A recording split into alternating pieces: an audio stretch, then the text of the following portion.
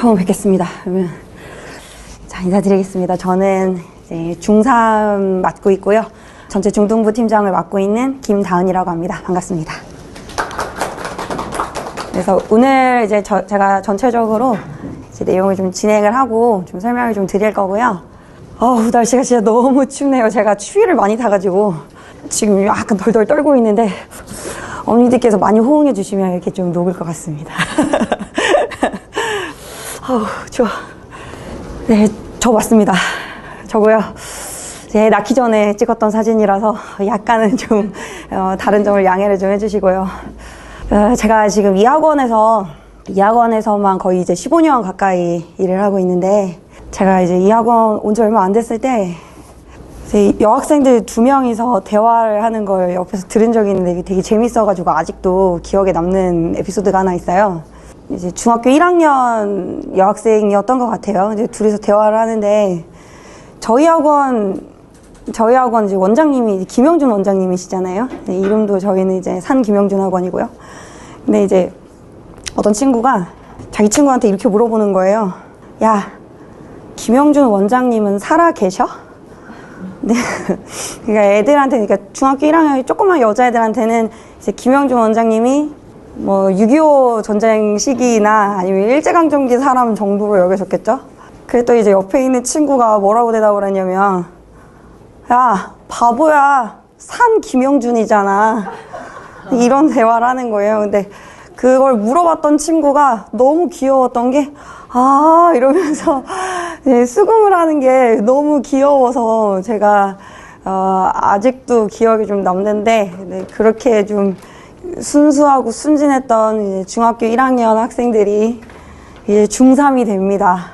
아직 이제 시험 안 치렀기 때문에 이제 학생들은 지금 현재는 중2이긴 하지만 이제 내년에 저희가 만나게 될 친구들, 이제 올해 12월에 만나게 될 친구들은 이제 중3이 되는 건데, 뭐 어떤 친구들은 미친 병을 앓고 있는 친구들도 있을 수 있고, 또 어떤 친구들은 아직까지는 조용하거나 혹은 이미 지나간 친구들도 있을 수 있는데, 제가 진짜 정말 많이 만나봤어요. 이런 친구, 저런 친구 많이 만나봤는데, 제가 이제 아까도 말씀드렸다시피 이 학원에서 15년 가까이 일을 하면서 저는 계속 이제 중등부 수업만 하고 있거든요. 근데 보통 이제 이 대치동 학원계에서 중등부의 위상이 어떠냐면, 강사들은 이렇게 생각해요. 고등부로 올라가기 위한 전초 단계라고 보통 많이 생각해요. 그래서 이 전초 단계에서 뭐 어떤 경험이나 뭐 이런 걸 좀 쌓아가지고 어떻게든 고등부로 올라가서 내가 고등부에서 어떻게 해봐야지라는 생각을 보통 하는데, 저는 제가 못해서 중등부에 계속 있는 게 아니고요. 저는 그 어떤 수능 강사들보다도 정말 잘 가르치고 또 수능을 잘 알고 있다고 자부하지만 저는 중3 한우물만 팝니다. 그리고 중3을 잘 가르치기 위해서 중1, 중2 커리큘럼을 보고 심지어 초등부 커리큘럼도 확인하고요. 초등부의 교육과정도 확인하고요. 수능도 계속 풀어보고 있고요. 고1, 고2, 고3 기출, 뭐 수능 기출뿐만 아니라 인근학교의 기출문제, 내신 기출문제들까지도 다 분석하고 있습니다. 그건 저만 그런 게 아니고요. 저희 학원 선생님들 다 그런 열의와 열정으로 임하고 있어요. 그래서 사실 저희 학원에 대해서 어머님들이, 학부모님들이 평가하실 때 이 학원은 정말 교재가 좋고 커리큘럼이 좋고 선생님들이 좋다 이렇게 말씀하실 수밖에 없는 그런 이유가 있다고 생각합니다. 그래서 이제 저희가 가지고 있는 장점들, 그리고 또 사실 저희가 갖고 있는 어떤 단점들도 있어요. 그럼 그런 단점들을 어떤 식으로 보완해 나갈 것이며 우리 학생들을 위해서 저희가 어떤 고민을 하고 있는지를 지금부터 좀 편안하게 말씀을 드리도록 하겠습니다. 네, 일단은 3가지를 포인트로 좀 말씀을 드리려고 하는데요.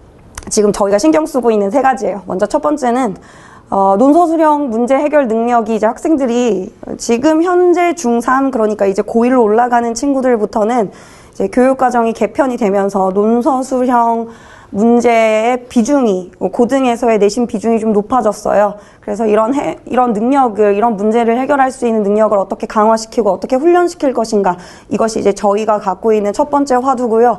그다음에 이제 두 번째는 이제 중3이지만 중등부지만 저희는 항상 수능 국어를 겨냥합니다. 고등 국어를 겨냥합니다. 사실 이제 중등 내신도 중요하긴 해요. 중등 내신에서 잘 이제 성실하게 기초를 잘 쌓아가지고 고등에 올라가는 게 중요하긴 합니다만 결국은 어떤 목표의식은 수능과 고등 국어에 있어야 하기 때문에 저희 커리큘럼은 수능 국어를 겨냥해서 모든 정규 수업이 다 구성이 되어 있고요. 과제집도 그 다음에 또 뭐 테스트나 수업도 그런 식으로 뭐랄까요, 좀 세팅이 되어 있습니다. 그래서 이제 그런 부분에 대해서 좀 설명을 드릴 거고요.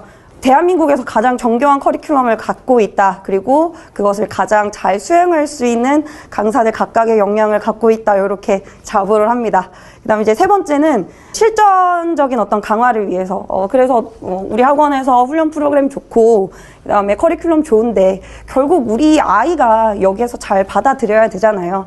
그래서 우리 아이가 이걸 잘 받아들여서 내 것으로 내재화하고 실전적으로 좀 강화를 하려면 어떻게 하면 좋을까를 어머님들이 많이 고민하시고 학부모님들이 많이 고민을 하세요. 그래서 그런 부분에 대해서 저희도 같이 고민을 하면서 요 세 번째 화두를 좀 던져보려고 합니다. 실전 강화를 위해서 우리가 어떻게 해야 할 것인가, 특강이나 1:1 프로그램을 어떤 식으로 이제 학생들을 위해서 마련해 놓고 있는가에 대해서 자, 이 세 가지 화두를 가지고 말씀을 좀 드리겠습니다.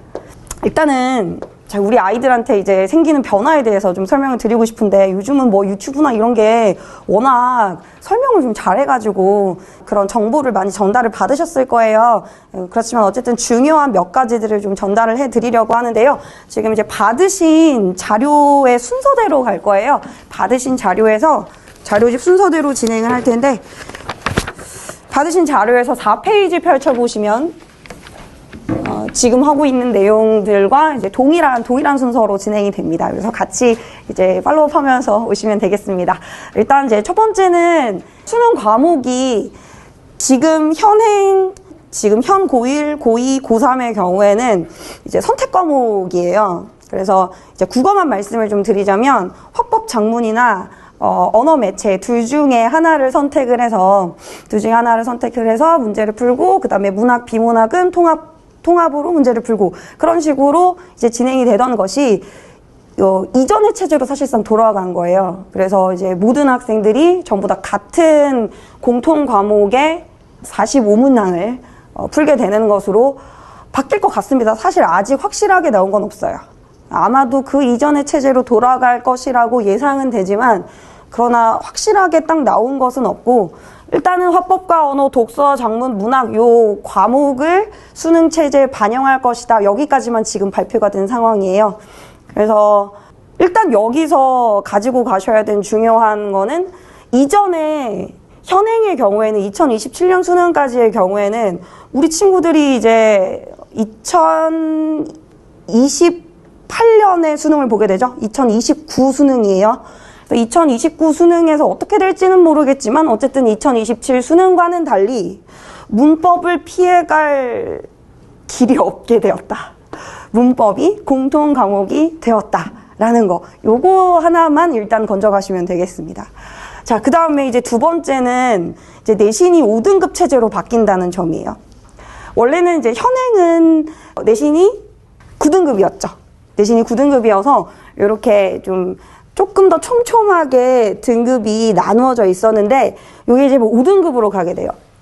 5등급으로 가게 되면 이제 1등급이 10%, 그 다음에 2등급이 한 34% 정도. 그러니까 누적해서 34%인 거예요.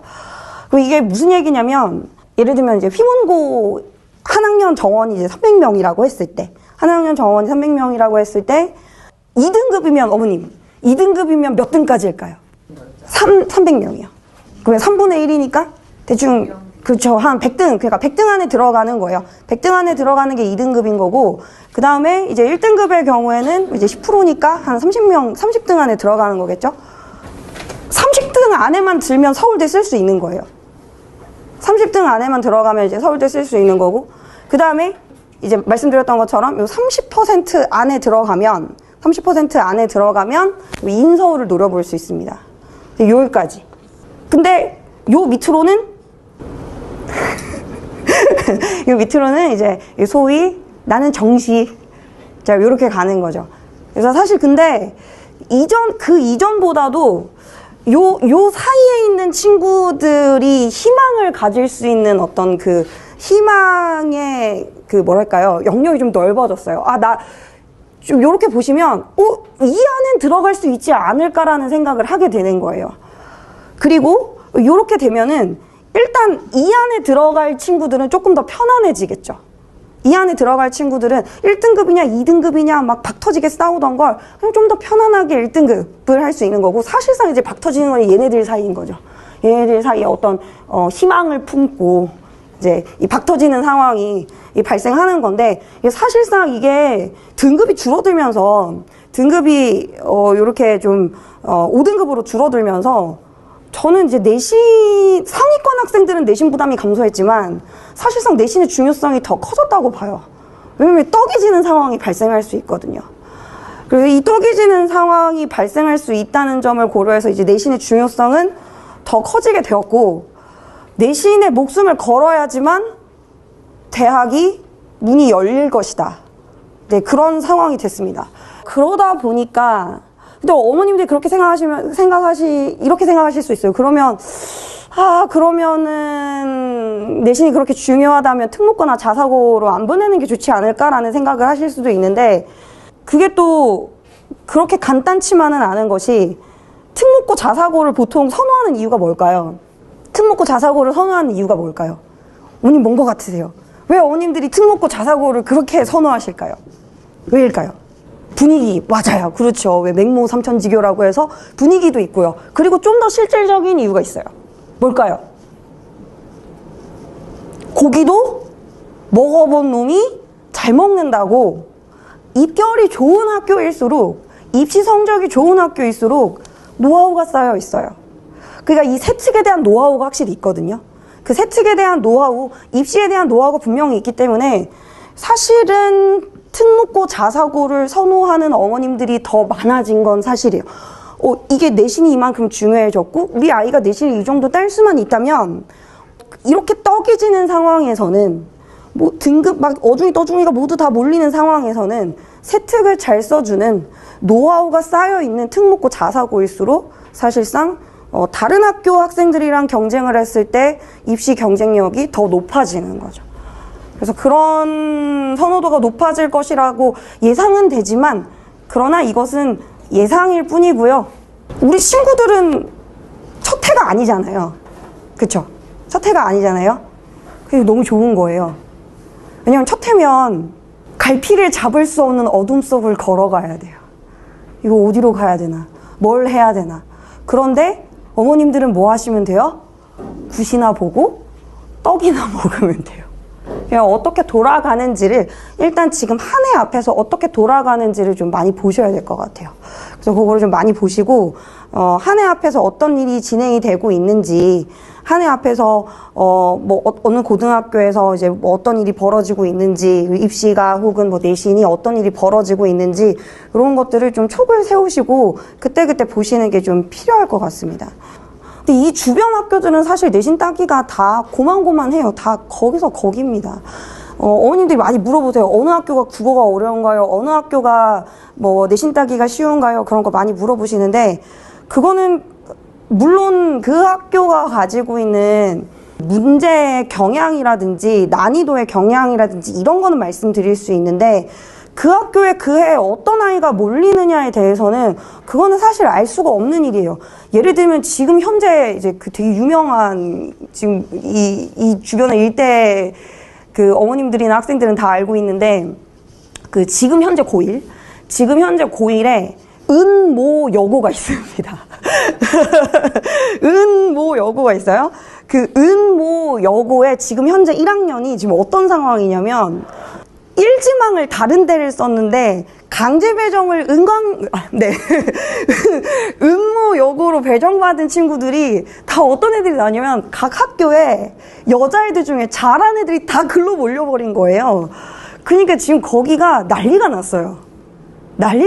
그게 되게 지금 유명해요. 거기 지금 은광여고 1학년이 이거 어마어마하게 유명합니다. 그게 무슨 일이 벌어질지 사실은 모르는 일이라서, 저는 그렇게 생각해요. 그냥 어느 학교가 더 내신 따기 편하냐, 그게 문제가 아니라 우리 아이가 어느 분위기에서 공부를 더 잘할 수 있느냐, 그게 더 중요하고, 그리고 우리 아이의 세특을 얼만큼 잘 준비해 줄 수 있는 학교이냐. 저는 그걸 좀 더 우선순위로 보시고 나중에 고등학교를 이제 입시를 보실 때 판단을 하시는 게 좋을 것 같습니다. 지금 제가 현재 예비고1들을 가르치고 있어서 그런 얘기들이 좀 저한테는 바로 눈앞에 있는 것들이라 좀 말씀을 좀 드리게 되고요. 어머님들한테는 아직 좀 약간 좀 멀리 있는 얘기인 것 같으시죠. 물론 지금 뭐 영재고라든지 혹은 뭐 외고 특목고 준비하시는 어머님들도 계시겠지만 이런 걸 이제 한 번쯤은 생각을 해주시면 좋겠습니다. 그 다음에 학교 입장에서도 이제 내신이 중요해졌다는 걸 알기 때문에 그럼 이제 내신에서 어쨌든 변별력을 확보를 해야 될 거예요. 그래서 이 변별력을 확보하는 데 있어서 내신에 있어서 변별력을 확보하는 데 있어서 가장 손쉽게 써먹을 수 있는 방법이 논서 수령 평가입니다. 그리고 이미 아주 오래전부터 이 논서 수령 평가의 중요성에 대해서는 아주 오래전부터 논의가 되어 왔었고, 그리고 이미 입시 개편안에서도 이 논서 수령 확대에 대한 이야기가 이제 반영이 되었기 때문에 이건 이견 없이 실행이 될 가능성이 높아요. 그래서 이거는 고등 내신에서 이렇게 논서 수령 평가가 확대가 되면 중등 내신에서도 확대될 가능성이 더 높아지겠죠. 혹시 여기 숙명여중 어머님 계신가요? 숙명여중 어머님은 안 계신가요? 숙명여중이 올해 국어의 경우는 올 서술형으로 다 바뀌었어요. 그래서 모든 시험을 다 서술형으로 바꿔버렸어요. 근데 이런 학교가 숙명이 특이한 학교라서 그렇다기보다는 이런 학교가 앞으로 좀 더 많아질 가능성이 저는 높다고 봅니다. 그래서 사실 코로나 이후에 한 코로나 시기까지 해가지고 한 2, 3년 정도는 중학교 시험이 좀 쉬워졌었어요. 그럴 수밖에 없었던 게 이제 코로나 상황에서는 선생님들이 이제 수업을 제대로 할 수가 없으니까 좀 파행적인 수업 속에서는 선생님들이 어렵게 내실 수도 없었고, 그리고 그 상황이 일단 코로나가 종식될 때까지는 조금 이어지다가 올해부터는 아마 그 지금 중2 어머님들도 체감을 하셨을 수 있는데 중2도 그렇고 중3도 그렇고 문제가 많이 어려워졌어요. 예년에 비해서 많이 어려워졌고요. 사실 이제 코로나 상황에서는 저는 무슨 생각을 했냐면 대치동도 중등 내신이 그렇게 많이 어려워지지 않네. 이제 이렇게 상황이 바뀌어 가나? 라는 생각을 했는데 이제 선생님들이 다시 돌이켰어요. 이제 좀 어려워졌습니다. 그래서 뭐랄까요, 그냥 자습서 문제나 평가 문제집만 그냥 대충 풀어보고 한 1, 2주 준비해서는 치르기 어려운 시험들이 좀 특히 요 주변 학교들은 다른 학교들이 아니라요. 다른 동네 학교들이 아니라 요 주변 학교들은 좀 그런 식의 난이도로 좀 상향 조정되어 가고 있는 것 같고, 코로나 때부터 사실 서술형 평가가 거의 좀 없어졌었는데 지금 이제 입시 개편안의 영향이라든지 고등부 내신의 어떤 변화의 영향으로 중등부 내신에서도 다시 서술형이 좀 더 비중이 높아질 거라고 좀 예상을 하고 있습니다. 그래서 어쨌든 이제 논서수령 내신 평가가 확대된다는 점을 어떤 주요한 변화로 기억을 해주시면 되겠습니다. 아까 말씀드렸던 이제 숙명여중 3학년 기출문제의 예시인데요. 요거는 이제 뒷부분에 나오는 자료에다 제가 실어놨기 때문에 그냥 여기를 봐주시면 되겠습니다. 자료집보다는 여기를 봐주시면 이게 보통 중학교 서술형 문제가 그냥 단답형으로 끝나는 경우가 많거든요. 그래서 누가 보더라도 알 수 있는 뭐 삼음절로 쓰시오, 뭐 이어절로 쓰시오 그 정도로 끝나는 경우들이 많은데 사실 이 학교는 조금 더 어렵게 출제하는 편이긴 해요. 여기 지금 보시면 일단 이 문제부터가 되게 복잡해 보이죠. 동물행동 풍부와 관련하여 조사한 자료인데 A와 B 자료를 활용할 수 있는 가바 토론의 쟁점을 쓰고 이 쟁점과 관련해서 B 자료를 활용할 수 있는 방법 2가지를 조건에 맞게 서술하시오. 그러니까 일단은 문제에서 요구하는 것 자체가 굉장히 복합적이고요. 교과서 제시문만 보는 게 아니라 외부 추가 제시문도 봐야 돼요. 그래서 그 외부 추가 제시문을 바탕으로 조건에 맞춰서 요구사항을 써 내려가야 됩니다. 이게 사실 고등학교에서 출제할 서술형 문제들의 방식이 이런 방식이에요. 그래서 그냥 뭐 내가 배운 거 그냥 대충 쓰고 뭐 한두 단어 쓰고 혹은 한두 문장 쓰고 끝나는 것이 아니라 새로운 제시문을 보고 그 새로운 제시문에 맞춰서 조건에 맞게 문장을 어쨌든 완성을 해야 되는 그런 좀 고난이도 문제들이 이제 고등부에서는 서술형으로 좀 출제가 될 거예요. 그럼 이제 이런 논서술형 평가 문제에 필요한 해결 능력이라는 건 결국 되게 복합적인 걸 요구하는 거예요. 복합적인 요구사항을 일단 알아먹을 수 있어야 됩니다. 문제에서 뭘 요구하는지. 막 3가지 이상을 요구하는데 그 중에 한 가지라도 캐치를 못했다. 그러면 그냥 다 날아가는 거죠. 그 다음에 조건을 반영해서 논리적으로 내용을 전개할 수 있어야 되고요. 또 3번째, 문법적 오류 없이 문장을 완성할 수 있어야 돼요. 근데 어머니들 아이들 그 글쓰기 하는 거 혹시 보신 적 있으신가요? 문장 쓰는 거? 지금 죄송한 말씀이지만 남학생 학부모님들 한 번만 손 들어봐 주시겠어요? 남학생 학부모님들. 거의 대부분 남학생 학부모님들이시네요. 저희 집에도 지금 7살 아들이 하나 있는데 저의 미래를 보는 것 같네요. 네, 남학생들 보면 이따가 제가 문장 쓴 거 하나 예시로 보여드릴 텐데 진짜 터무니없이 쓰는 경우가 많아요. 그 문장이 완성이 잘 안 돼요, 애들이. 말을 흐려버려요. 그러니까 구어체에서 말을 흐려버리니까 이 구어체를 그대로 문어체로 쓰려고 하다 보니까 이게 완성이 안 되는 경우가 굉장히 많은데 이런 문장을 완성하는 능력부터 사실은 좀 훈련이 필요한 상황이에요. 그래서 이제 그런 것들을 어떤 방식으로 강화시켜 나갈 것이냐, 자, 그 얘기를 지금부터 말씀을 드리겠습니다. 자, 페이지상으로는 7페이지 보시면 되겠습니다. 그리고 이제 6페이지에서 잠깐 왼쪽에 그 북극곰 나오는 그 유형 보이시죠? 이게 평가원에서 논서술형 문제 이런 식으로 이제 출제해라 하고 이제 예시 보여준 거예요. 어떤 제도라든지 아니면 평가 유형 같은 거를 처음 실시할 때 평가원에서 그냥 해라라고 하지 않고요. 선생님들을 연수로 부르시거든요. 연수로 부르면서 문제를 이런 식으로 출제할 수 있다라는 걸 예시를 보여주실 때 그때 나온 자료입니다. 그래서 이런 식으로 이제 선생님들이 문제를 출제하실 거고, 아까 전에 수명여중 문제가 이제 실제 가장 좋은 사례라고 보시면 좋을 것 같습니다. 자, 그러면 저희 학원에서 특히 이제 겨울방학에 우리 중3 학생들을 위해서 3가지 전략을 좀 세웠는데 그 3가지 전략이 뭔지를 하나씩 들여다보겠습니다.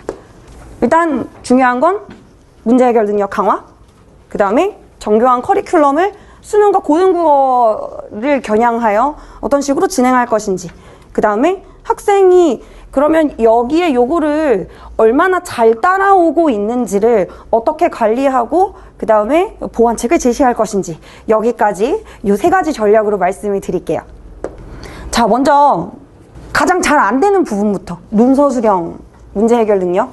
근데 이 논서술형 문제 해결 능력을 강화하는 데 있어서 가장 직접적인 과목이 저희가 이제 정규 수업을 진행을 할 때 독서 논술, 그 다음에 문법 문학, 비문학 이렇게 진행이 되는데 그 3가지 과목 중에 가장 직접적인 과목이 독서 논술 과목일 거예요. 독서 논술 과목은 책을 읽고 글을 쓰는 과목이거든요. 실제로 글을 쓰고 학생들이 그 글을 제출을 하고 나면 그 제출한 내용을 저희가 첨삭을 해서 학생들한테 돌려주는 방식으로 피드백을 취하고 있기 때문에, 그래서 실제로 학생들이 글쓰기 실력을 향상하는 데 있어서 가장 직접적으로 작용하는 과목일 거예요. 그래서 이제 수업 내용을 보시면 일단 이제 학생들이 책을 읽어오게 합니다. 이따 조금 더 자세하게 말씀드릴게요. 책을 읽어오게 하고 그 책과 관련된 내용을 선생님이 제재를 해설하시는 방식으로 수업을 진행을 하고, 그 내용과 관련해서 논술 문제가 제시가 되고요. 그 제시된 논술 문제를 바탕으로 학생들이 글을 씁니다. 네, 글 쓴 내용을 이제 학생들이 이제 제출을 하는데요. 근데 그때 이 논제가 어떤 식이냐면 조건에 맞추어서 답안을 작성하도록 하고 있습니다. 조건에 맞추어서. 그러니까 출제 의도를 정확하게 딱 파악하고 그 다음에 그 출제 의도와 조건에 맞춰서 정답이 있는 글쓰기를 하는 훈련을 하고 있어요. 근데 이제 우리 친구들이 아직은 현재 지금 얘네가 무슨 띠인가요? 호랑이띠예요? 백호예요. 그렇군요. 네, 그렇군요. 제가 왜 놀랐냐면 저도 호랑이띠라서 그렇습니다. 저도 호랑이띠라서. 네, 내년에 28이 됩니다. 내년에 28입니다. 우리 애들이 호랑이띠예요. 아이고, 그렇군요. 네, 아무튼 우리 호랑이띠 친구들 지금 현재 15년 살았잖아요. 그죠? 약 15년 살았는데 이 15년 산 친구들이 사실 논리적으로 뭐가 일반적으로 논리적인 상황인지를 아직 알기에는 경험도 많이 부족하고 읽어본 것도 별로 없고 좀 많이 어렵거든요. 자기 스스로 논리를 갖춰 나가기에는 아직 아이들은 좀 어려요. 그래서 저희는 일단 조건에 맞춰서 학생들이 답안을 작성할 수 있도록 하고 난 다음에 학생들한테 이걸 쓰고 난 다음에 모범 답안을 좀 제공을 해주고 있어요. 그래서 좋은 글이 무엇인지를 많이 접하고 그 좋은 글을 실제로 옮겨 쓰는 그 과정을 통해서 아 이런 식으로 써봐야 했구나, 내 글은 이런 거였고 원래 좋은 글은 이런 거구나 라는 걸 좀 비교함으로써 자기 글을 좀 향상시킬 수 있는 그런 경험들을 좀 제공을 하고 있습니다. 그리고 그 다음 주에 첨삭 피드백을 제공을 하고 있고요. 그 다음에 이제 점수가 좀 이제 논술 하위권인 친구들은 저희가 이제 따로 좀 추려가지고 학생 학부모님한테 좀 연락을 드려서 대면 첨삭을 좀 진행을 할 예정입니다. 그리고 책을 읽을 때도 특히 우리 남학생들 좀 대충대충 읽는 경향들이 좀 있잖아요. 그렇죠. 그냥 스킵 이렇게 하는 경향들이 있는데 좀 꼼꼼하게 독서를 좀 할 수 있도록 매주 책 읽은 부분에 대해서 테스트를 하고 있어요. 자, 여기 보시면 일단 문제가 기사문을 요약하고 올바른 태도에 대해 서술하시오. 복합적인 출제 의도죠. 이 두 가지를 다 써야 하고, 그리고 이 두 가지 출제 의도를 파악한 다음에 조건에 따라서 글쓰기를 할 수 있도록 학생들한테 그냥 매주 이렇게 훈련을 시키고 있는 거예요.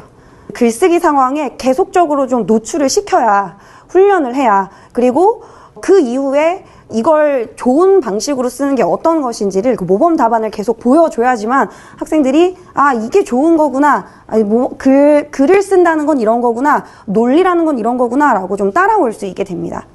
자, 그리고 이제 문법 문학 파트에서는 제가 이제 문법 문학 파트를 담당을 하고 있는데, 이제 문법 문학 파트에서는 이번 연과정에서는 이제 중3에서 다루게 되는 핵심 문법들이 있어요. 그래서 그 핵심 문법의 내용, 그 다음에 이제 고등 교과서의 필수 작가 작품들을 공부를 하게 될 거예요.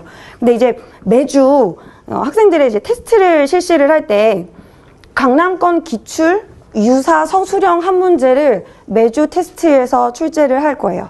그래서 이제 학생들이 실제로 서술형 문제들을 좀 접해볼 수 있도록 매주 테스트를 통해서 훈련을 좀 시킬 거고, 과제집에서도 서술형 문제 훈련을 계속적으로 좀 시킬 건데, 이거는 이 서술형 문제에 대해서 제가 정말 좀 자부하고 있는 게 어디 다른 데서 가지고 온 서술형 문제가 아니라 배운 내용을 바탕으로 현재 강남권 기출에서 유사한 서술형 문제들을 보고 제가 참고해서 제가 직접 만든 문제들을 과제집에다가 넣었어요.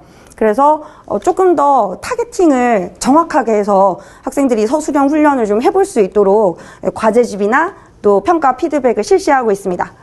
네, 그래서 이런 마찬가지로 보기를 보고 보기의 언어 자료를 판단한 다음에 조건에 맞게 글을 쓰는 훈련들을 이제 계속해서 좀 이제 시키고 있고요. 그 다음에 비문학도 마찬가지입니다. 비문학은 일단 독해 원리, 이 원리 학습을 바탕으로 이 원리를 실전적으로 좀 적용할 수 있는 모의고사 기출 지문들을 이제 학생들한테 좀 보여줄 거고요. 그리고 특히 사실 비문학 같은 경우에는 테스트에서 서술형으로 평가하기는 좀 어렵고, 대신에 이 친구들은 과제집에서 조금 더 문장을 완성할 수 있는 훈련을 좀 시킬 텐데, 어떤 식으로 시킬 거냐면요, 문단을 요약하는 문장 완성 훈련을 매주 과제집에서 학생들이 좀 수행을 하도록 할 거예요. 근데 우리 어머님 남학생이라고 하셨나요? 이제 집에 있는 우리 아이가 이 문단을 읽고 자 이거 요약해봐 그러면 보통 남학생들이 제일 많이 하는 짓이라고 해서 죄송합니다. 제일 많이 하는 게 뭘까요? 제일 많이 하는 거. 요거 요약해봐 라고 숙제를 시키잖아요.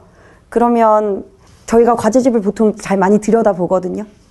그냥 주고 요약해봐 라고 하면 어떤 일이 많이 벌어지냐면 밑줄만 쳐놓습니다. 그런 일이 진짜 많아요. 요약하는 문장을 써보라고 했는데 그냥 밑줄만 대충 치고 그냥 넘어가 버리는 거예요. 근데 그게 왜 밑줄만 치냐면 두 가지 이유가 있을 거예요. 첫 번째는 귀찮아서. 그게 제일 클 거고요.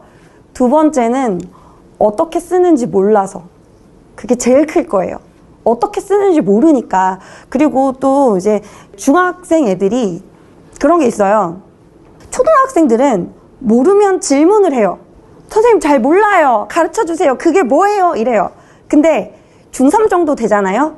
그러면 가오가 세상에서 제일 중요해요. 가오가 세상에서 제일 중요해서 내가 모르는 걸 다른 사람들한테 알려주는 게 세상에서 제일 싫은 거예요. 내가 모르는 걸 적들에게 알리지 마라. 아무한테도 알려주고 싶지 않은 거예요. 그래서 내가 문장을 함부로 썼다가 문장이 이상해질까 봐 그게 보여주기가 싫은 거예요. 그래서 사실 밑줄을 치는 경우가 진짜 많아요. 특히 남학생들 같은 경우 그런 경우 진짜 많더라고요. 자기가 모르는 걸 남이 아는 게 너무 싫은 거예요. 그래서 저희가 고안한 방법은 학생들한테 이 문단의 중심 화제가 무엇인지 정도는 알려줘요. 그리고 제시어를 줘요. 이 제시어를 가지고 이 중심 화제에 대해서 이 문단에서 무슨 말을 하고 있는지를 제시어를 사용해서 문장을 만들어 봐. 그러면 그때부터는 애들이 힌트가 좀 있으니까 그때부터는 써볼 수 있게 되는 거예요. 물론 없이 그냥 쓰는 게 제일 좋죠. 없이 그냥 쓸 수 있는 게 제일 좋지만 그러나 너무 많이 봤어요. 이게 안 되는 경우들을. 그런데 저희가 해야 되는 건 안 되는 애들을 할 수 있게 이끌어주는 게 중요한 거지 처음부터 이상적인 걸 제공하는 게 저는 중요하지 않다고 생각하거든요. 그래서 학생들이 요걸 보고 문장을 일단 완성할 수 있는 능력. 생각보다 공부 잘하는 친구들도 글쓰기 완성하는 게 좀 잘 안 되는 경우가 많아요. 그래서 요거를 이제 훈련할 수 있도록 이제 문장 완성을 좀 훈련할 수 있도록 과제집에서 제공을 좀 해주고 있습니다. 훈련 프로그램을 제공해주고 있고요. 그 다음에 이제 뒤로 넘어가시면 저희 자료집에서는 이제 11페이지에 해당되는 내용입니다. 이제 저희 커리큘럼이 어떤 식으로 짜여졌는지 이제 그거를 좀 설명을 드리려고 해요. 일단 요 부분을 봐주시면 좋겠습니다. 화면 봐주세요. 자, 영가정의 이제 세부 커리큘럼이요. 독서 논술, 그 다음에 문법 문학, 비문학 이렇게 세 과목으로 이루어져 있고 이따가 인사를 드리겠지만 저는 문법 문학을 담당하고 있고 자, 여기 앉아 계신 선생님들이 이제 각각 제 과목을 담당해 주시는 선생님들이세요. 자, 세 선생님이 나누어서 수업을 좀 진행을 하고요. 그리고 이제 독서 논술의 경우에는 말씀드렸던 것처럼 책이 있고요. 그 책을 읽고 학생들이 미리 책을 읽어오면 책을 읽어온 내용을 바탕으로 선생님이 제재를 해설을 해주세요. 그래서 책을 읽으면서 내가 이해되지 않았던 부분 혹은 달리 생각해 볼 수 있는 부분 혹은 책에 나오지 않았던 다른 사례들을 선생님들이 하나하나 좀 꼼꼼하게 해설을 좀 해주세요. 이따가 말씀드리겠지만 우리 독서논 선생님이 진짜 꼼꼼 퀸이거든요. 진짜 꼼꼼하게 잘 설명을 해주세요. 그래서 요 꼼꼼하게 좀 내용 정리를 쫙 하고 난 다음에 거기에서 생각해 볼 수 있는 글쓰기 훈련을 독서논술에서 진행을 하고요. 그 다음에 이제 문법 문학의 경우는 의문체계, 문장 성분, 문장의 확대 요 세 가지가 중3에 나오는 문법이에요. 특히 이 두 가지가 2주차, 3주차 있죠. 요 2주차, 3주차가 중3에 있어서는 가장 클라이맥스 국어에 있어서 가장 클라이맥스에 있는 중3 국어, 중등 국어 전체에 있어서 클라이맥스에 있는 내용이에요. 여기 제일 어렵고요. 제일 어려운 동시에 고등 국어로 들어가기 위해서 반드시 확실하게 마스터해야 되는 부분이에요. 그래서 요거를 저희가 이제 1주차, 2주차, 3주차에 딱 문법 제대로 잡고 가게 할 거고 그 이후에 이제 6주차부터 10주차까지는 4주차부터 10주차까지는 고등 교과서에 나오는 문학 작품들을 쭉 다루게 될 거고요. 그다음에 이제 비문학은 독해 원리에 맞춰서 수능 기출 혹은 고3 기출 지문들을 같이 읽어보게 됩니다. 그래서 저희가 왜 이 커리큘럼을 선정을 했냐면 선정 이유가 있어요. 일단은 첫 번째는 중3 내신 문법이기 때문에 자 여기 써놨죠. 중3 내신 문법 끝판왕이에요. 이것 때문에 저희가 사실 내신 때도 클리닉 진짜 많이 부르거든요. 많이 어려워해요. 한 번만 들어서는 사실 좀 이해가 안 되는 부분이 좀 있어요. 그래서 좀 계속 반복적으로 좀 학생들한테 내용을 중요한 내용이기 때문에 정리를 해줄 수 있도록 저희가 이제 처음 시작할 때부터 이 문법으로 좀 시작을 하는 거고요. 그리고 이 내용이 고1의 내용으로 그대로 연결이 됩니다. 의문 체계를 알아야 고1에서 나오는 의문의 변동이나 표준 발음법을 공부할 수 있고, 문장 성분이나 문장 확대를 알아야 높임, 시간, 피동, 표현, 그리고 애들이 제일 싫어하는 중세국어, 고1 2학기에 중세국어가 나오거든요. 근데 그 중세국어 내용은 이 내용을 모르면 아예 접근할 수도 없어요. 그런데 이제 고등학교 선생님들은 뭐라고 그러냐면, 너네 이거 중학교 때 다 배웠지? 그러면 더 설명 안 해? 바로 여기로 들어간다? 이렇게 해버리니까 중학교에 있는 내용이 제대로 초석으로 탁 탄탄하게 마련되어 있지 않으면 고등국어에서 진짜 너무 힘들죠. 그래서 이 부분을 앞으로도 한 번 더 하고 또 반복하고 또 반복할 텐데, 첫 시작으로 좀 중3 첫 시작으로 제대로 마인드 세팅해서 가자라는 차원에서 이제 첫 3주를 문법으로 시작하게 될 거고요. 이제 문학의 경우는 어머님들 그거 혹시 아시고 계신가요? 교과서 바뀌는 거?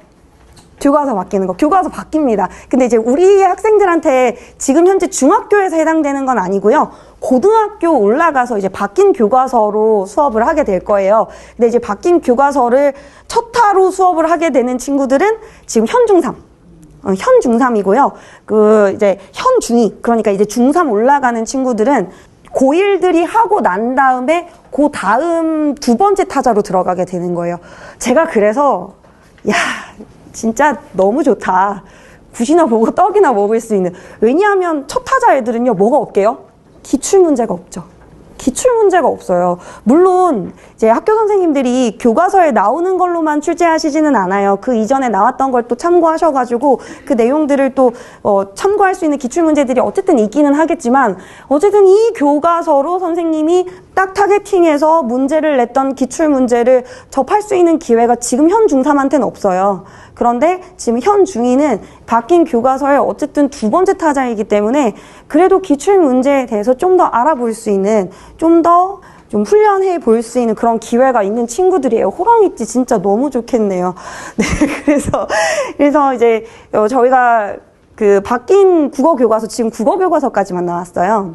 고2 문학 교과서는 아직은 만들어지고 있는 중이고요. 이제 고등 국어 교과서의 내용을 바탕으로 커리큘럼을 구성했습니다. 그래서 올라가기 전에 고등 국어 교과서에 나오는 작품들은 좀 제대로 보고 올라갈 수 있게 0과정부터 시작해서 2과정, 3과정, 4과정, 5과정 교과서에 나오는 작품들을 위주로, 구종 교과서에 나오는 작품들을 위주로 고전이든 현대든 공부를 하게 될 거예요. 자, 그리고 이제 비문학은 저희가 이제 비문학에서 되게 중요하게 생각하는 부분이 의미관계를 통해서 지문에 접근하는 훈련이에요. 그냥 바로 보고 그냥 문장 읽고 문단 읽고 글 읽고 급하게 읽고 넘어가는 것이 아니라 정보와 정보를 연결하고 의미관계를 연결할 수 있는 훈련을 저희가 비문학에서는 굉장히 중요하게 여기고 있거든요. 그래서 우리가 비문학을 읽을 때, 지문을 읽을 때 어떤 의미관계들을 좀 찾아볼 수 있는지를 처음 이제 영과정 시작할 때 가장 기초적인 단계로서 대응관계, 대비관계, 인과과정에 따라서 병렬관계에 따라서 지문을 어떤 식으로 접근하고 읽어야 되는지 전략적인 독해 방법을 위주로 커리큘럼이 구성이 됐고요. 여기 보시면요, 자료집엔 안 나와 있는 내용이지만 여기 보시면 2004년 수능, 2007년 수능, 그리고 2014년 수능, 2010년 수능, 2007년 고3 평가원 모의고사 이런 식으로 이게 지금 다 몇 학년 건가요? 고3 거죠? 그러면 이제 어머님들이 걱정하세요. 아니 우리 애는 안 될 것 같은데요. 안 될 것 같은데요. 고3 지문 안 될 것 같은데요. 이렇게 많이 걱정하시는데 걱정하지 않으셔도 되는 게, 지금 보시면 똑같이 고3 지문이긴 하지만 2010년대 후반이나 2020년대 지문은 없어요. 왜냐하면 그거는 애들이 못 건드려요. 진짜로 못 건드려요. 진짜로 못 건드리는데 2000년대부터 시작해서 2010년대 초반까지는 지문이 훨씬 쉽습니다. 난이도가 충분히 조절이 되어 있어요. 그런데 난이도는 학생들이 읽을 수 있을 정도로 충분한데 구조가 굉장히 깔끔해요. 평가원 모의고사, 수능 모의고사 지문의 가장 좋은 점은요, 다른 데서 갖고 온 게 아니라 보통 다른 고1 모의고사나 고2 모의고사 같은 경우에는 다른 책에 있는 내용을 발췌해가지고 거기에 맞춰서 문제에 맞춰서 바꾸는 경우들이 좀 있는데, 평가원 모의고사 지문은 오로지 문제만을 위해서 쓴 지문이에요. 오로지 문제만을 위해서 쓴 지문이기 때문에 구조가 굉장히 깔끔하고요. 완결성이 높습니다. 그래서 학생들이 구조적인 어떤 독해를 하는 데 있어서 의미관계를 들여다보는 데 있어서 가장 좋은 지문이에요. 그래서 난이도는 충분히 하향 조정이 되어 있고 또 구조적으로 깔끔한 지문이기 때문에 이 중3 학생들이 충분히 좀 접근을 할 수 있는 지문이라고 판단을 해서 저희가 이제 커리큘럼을 지문 선정을 이런 식으로 좀 했고요. 물론 중간중간에 고1 지문도 들어가긴 합니다. 그런데 이런 경우도 고1 지문의 경우도 고1 지문이니까 조금 쉽긴 하거든요. 실제로 고3 지문에 비해서는 좀 더 쉽기는 하지만 어쨌든 의미관계에 있어서나 아니면 이 글 전체 어떤 구조적인 완결성에 있어서나 평가원의 어떤 구조적 완결성을 가장 잘 따라하고 있는 그런 지문을 저희가 선정을 했어요. 그래서 그 선정된 지문을 바탕으로 이제 의미관계를 통한 독해 훈련을 좀 진행을 할 겁니다. 자, 그리고 이제 독서 논술이에요. 독서 논술은 저희가 지정 도서가 이제 연과정 10주 동안 4개의 책을 가지고 진행을 할 건데 4개의 책 중에 어머님들이 가장 깜짝 놀라시는 책이 있어요. 아버님 뭘 것 같으세요? 이 4개 중에 아니 우리 애가 저런 책을 읽게 된단 말이야 했을 때 제일 놀라운 책이 어느 책일까요? 네, 맞아요. 자본주의도 사실 좀 놀라운 책이긴 합니다. 근데 이제 어머님들이 제일 크게 반응하시는 책이 요거 2번째 저스티스. 여기에 제일 많이 반응을 하세요. 아니 우리 애가 이거를 읽을 수가 있을까? 그래서 사실 어려운 책은 맞기는 해요. 인정해요. 어려운 책은 맞기는 해요. 그래서 이게 책이 어렵기 때문에 요걸 조금 더 쉬운 버전으로 쓴 아마 많이 보셨을 거예요. 서점에서 10대를 위한 정의란 무엇인가가 있기는 해요. 그런데 그거는 사실은 중1 수준이에요. 중1 수준이고요. 중3 수준은 사실 원전을 읽어볼 필요가 있다고 생각합니다. 왜 저희가 10대를 위한을 쓰지 않고 딱 이 원전으로 가냐면 10대를 위한은 물론 책 좋아요. 잘 정리해놨고 그런 부분이 있긴 하지만 너무 많이 빠진 부분들이 있어요. 완결성이 좀 떨어져요. 근데 이제 학생들이 사실 책을 읽으려면 저희는 좀 제대로 읽는 것이 중요하다고 생각하고 오히려 챕터를 좀 덜 읽는 한이 있더라도 그 챕터는 제대로 한 챕터만은 좀 제대로 읽도록 하자. 그래서 저희는 10대를 위한 정의란 무엇인가를 그래서 그냥 선택하지 않고 오히려 원전으로 가되 원전에서 중요하다고 판단되는 챕터만 딱 골라서 읽게 할 거예요.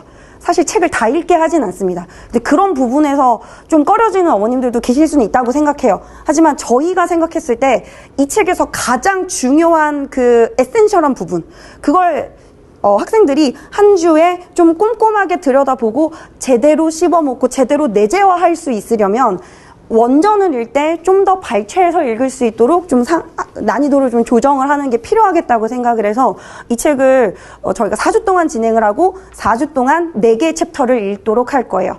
근데 이제 4개의 챕터를 읽으면서 이 책에서 중요한 부분이 그런 거예요. 우리가 정치나 사회를 움직이는 힘, 정의란 무엇인가를 이야기할 때 결과를 중심으로 정의를 말하는 사람들이 있고 그리고 과정을 중심으로 정의를 말하는 사람들이 있어요. 보통 크게 2가지로 나뉘게 되거든요. 근데 이 2가지에 대해서 다양한 사례들이 나오고 그 다양한 사례들을 학생들이 실제로 좀 생각해 볼 수 있게 해요. 우리 선생님이 진짜 질문 잘하시거든요. 정리도 잘하시고 그때그때 필요한 질문들을 굉장히 잘 던지세요. 재밌는 그 질문들이 많이 나와요. 어머님들 많이 아시는 그 트롤리 딜레마. 5명이 있고 1명이 길가에 있는데 브레이크가 고장난 기관사예요. 직진할 것인가? 오른쪽으로 돌릴 것인가?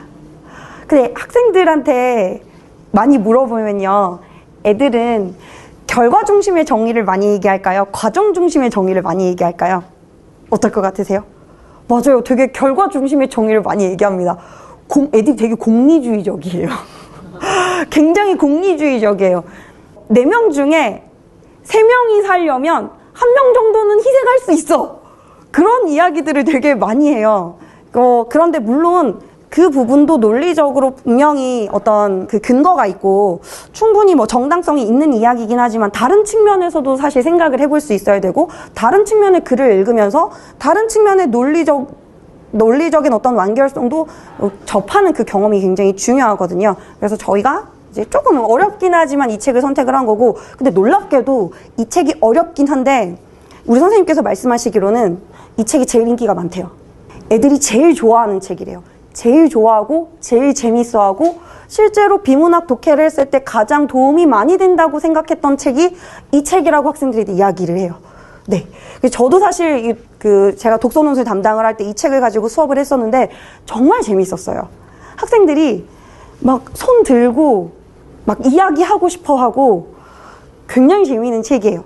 그래서 가장 흥미로운 책이고, 제가 이제 저희 독서논술 선생님한테 이 연과정에, 처음 시작하는 연과정에 이 4가지 책을 선정한 이유가 어떤 걸까요? 하고 이렇게 여쭤보고 같이 논의를 했을 때 선생님이 저한테 말씀을 하신 게 그거였어요. 일단 독서에 재미를 느끼도록 하는 게 중요해요. 그런 말씀을 좀 하셨거든요. 이 책들이, 이 4가지의 책들이 다 사실 읽어보시면 되게 재미있는 책이에요. 사례가 많고요. 사진도 많고, 애들 사진, 그림 이런 거 되게 중요하잖아요. 사진 많고, 그림 많고, 사례 많고, 비유 적절하고. 그래서 학생들이 조금 더 흥미롭게 관련 영역에 좀 접근할 수 있도록 아주 잘 구성된 책이다. 그래서 정말 심혈을 기울여서 선정한 책이다라고 좀 말씀을 드리고 싶습니다. 네, 그리고 자본주의 이 책은 또 유명하잖아요. 이 책은 제가 어느 유튜버가 얘기하는 거 들었는데, 경제 관련해서 공부하고 싶으면 일단 이 책으로 시작해라. 주식 시작하고 싶으면 이 책으로 시작해라. 이런 얘기 되게 많이 하더라고요. 그래서 선물 옵션이라든지 아니면 뭐 양적 완화라든지 학생들한테 조금 어려울 수 있는, 힘들 수 있는 그런 경제 용어들을 사례, 그리고 어떤 금융경제가 시작된 역사까지 이렇게 쫙 해가지고 아주 재미있게 잘 풀어놨어요. 그래서 어머님들도 혹시 아직 이제 못 읽어보신 분이 있으시면은 같이 읽어보는 것도 좀 좋을 것 같아요. 아니면 같이 읽고 이야기를 나눠보는 것도 좋을 것 같고요. 아니면은 이제 학생은 읽게 하고 어머님은 다큐멘터리 보시면 됩니다. 다큐멘터리 보면서 그런 이야기를 같이 나눠보는 것도 좋을 것 같아요. 자, 그 다음에 이제 독서 논술. 아까 이제 말씀드렸던 독서 논술 커리큘럼이, 선생님이 이렇게 말씀하셨잖아요.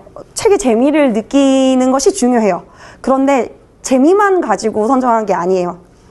이제 이 커리큘럼의 모든 내용들이 최근 출제된 혹은 배경 지식에 있어서 수능 비문학을 독해하는 데 있어서 배경 지식을 정립하는 데 중요한 커리큘럼들이기 때문에, 그런 내용들이기 때문에 사실 선정이 된 거거든요.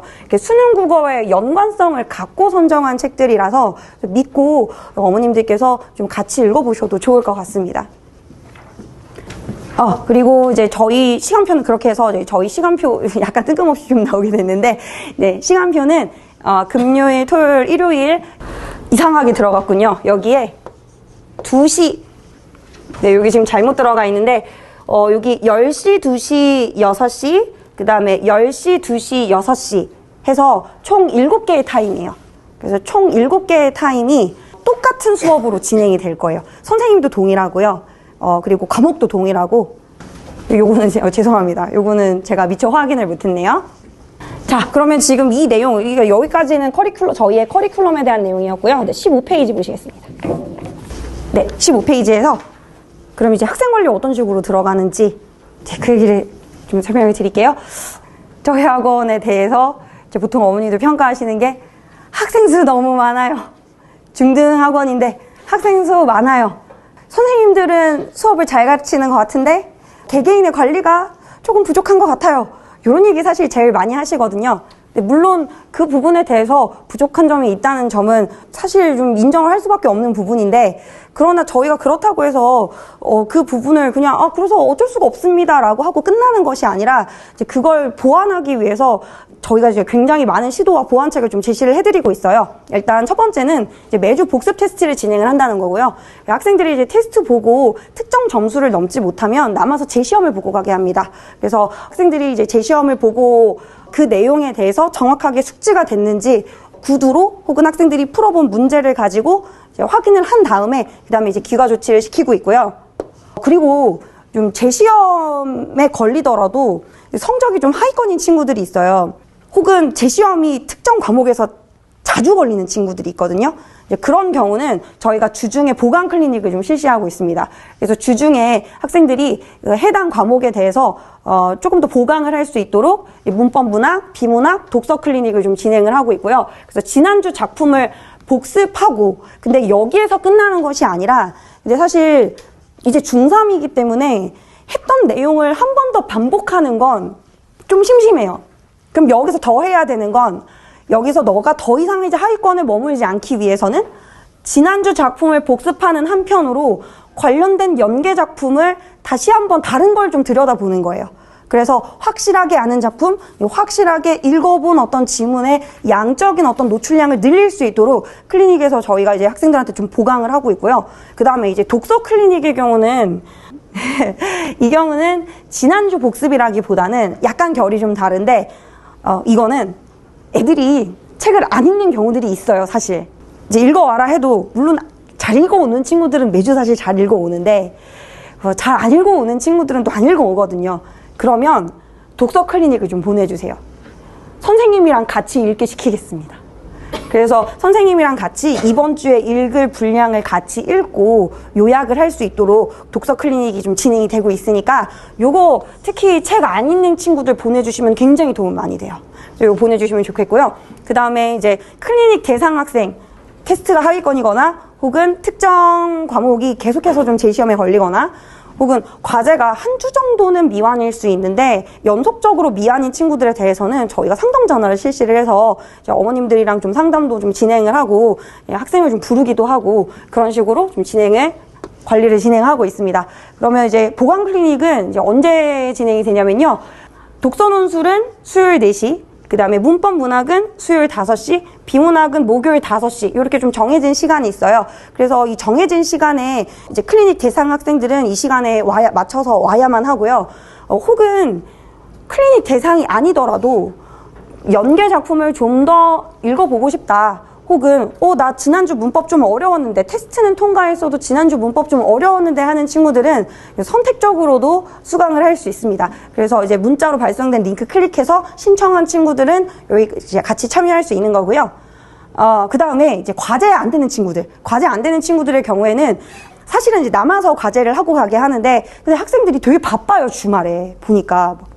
이거 끝나고 어디 가야 되고, 이거 끝나고 또 뭐 있어야 되고, 이런 경우가 사실 많아서, 가급적이면은 끝나고 다 완수하고 가게 하도록 하지만 학생이 시간이 없는 경우, 그래서 어디 다른 뭐 스케줄이 꼭 뭐 있더라고요. 국어 다음에 꼭 어디 과학을 간다거나 그런 경우에는 학생이 주중에 다시 돌아와서 그 다음 주 새로운 내용을 시작하기 전에 이 내용을 완전히 좀 완수하고 넘어갈 수 있도록 이제 평일 중에 과제 재검사를 좀 실시하고 있습니다.